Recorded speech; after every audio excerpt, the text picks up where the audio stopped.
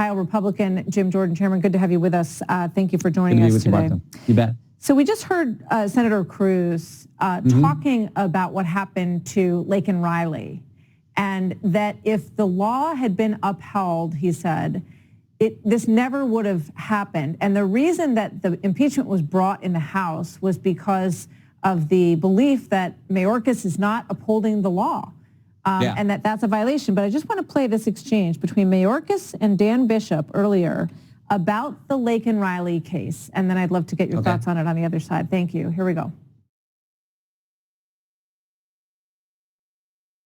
Which was it in Mr. Ibarra's case? Humanitarian reasons or significant public benefit that you paroled him into the United States? I don't have the case details with me today. Well, I'm not really asking for detail. I'm only asking for one simple fact. My answer remains the same. You don't know.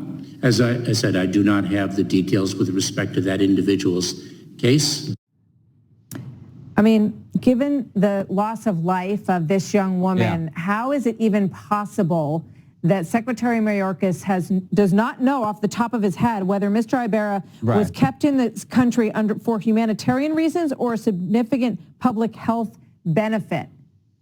Yeah, I mean, I don't know. You would think you would know that. But remember, this is the same guy who in front of our committee 2 years ago, we asked him, how many on the terrorist watch list, what's the status of those individuals? You know, where are they at? Have they been detained or what? And he said, I'll have to get back with you. So this is the second article, breach of trust, failure to answer questions. Not only has he not followed the law, but he's breached of public trust and not being able to give us answers to questions like that should be obvious. But we've actually asked for all these individuals who've done harm to Americans, whether it's theft, whether it's attack, whether it's rape, whether it's murder. We want to know the case files on all of those. So what he just said to Congressman Bishop was, I'll have to go check the file. I don't have it in front of me. We've asked for all those files, and Secretary Mayorkas will not give them to the committee. So that is a huge problem, coupled with all the other things they've done wrong relative to our border. So what do you say to those in the Senate, and some of them are Republicans, who say this isn't how we do this? We don't impeach a cabinet member. It's unprecedented, or hasn't happened for an extraordinarily long time. And he's simply carrying out the policy of the White House, who appointed him. Yeah, fair enough. But it's also unprecedented what's happening on our border. And we know it started with day one, when this administration said, we're no longer going to remain in Mexico. We're going to stop building the wall. And when you get here, you will not be detained. You will be released.